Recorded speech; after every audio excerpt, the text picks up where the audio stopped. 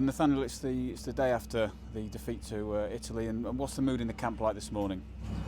I think everyone's disappointed with the result because we haven't obviously tasted defeat for quite a while, and I think yesterday was obviously the first time that we had lost a game in a while, and everyone was really disappointed. But the mood in the camp today has been good. All the lads have reacted very well. The boys that had training today did very well in training, and we're just keeping our heads up for the next game. The manager's been quite open, saying that the performance wasn't good enough almost. So is it a case of not dwelling on it now and it's just move forward, get on the training ground, put things right and move on to the Norway game? Yeah, exactly. I think the manager's totally right.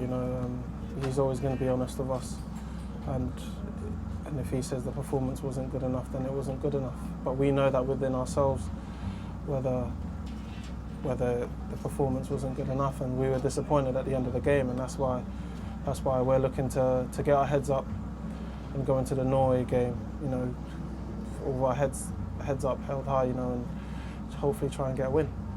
It was, like you say, the team's been on a great run. I mean, 9 wins, not conceded a goal, and it was such an uncharacteristic performance. I mean, do you put it down to nerves or just the quality of the Italy team?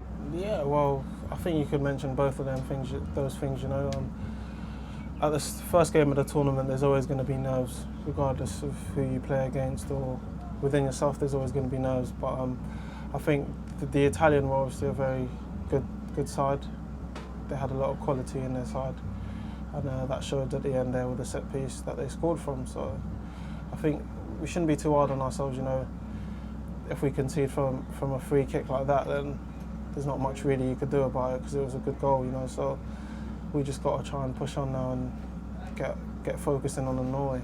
And you came on in the second half and got your first taste of the Under-21 European Championships. And what did you personally make of the standard, the pace, the ability? Yeah, it was tough. It's always hard coming in as a sub and trying to get to grips with the game. But I think I settled in all right.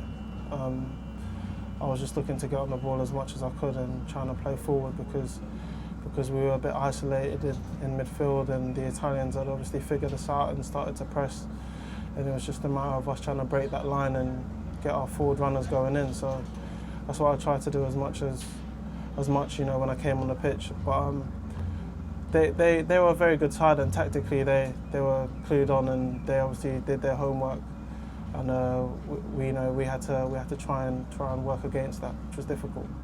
And looking ahead to Saturday, it is now an absolute must-win game, isn't it, if we want to get out of the group? Yeah, definitely. We have to go in there positive. Can't really think back on the last game that we've played already. We've got to go in there and get our heads up and really just give everything that we've got, because if we win that game, it's a very important game that takes us into the last game.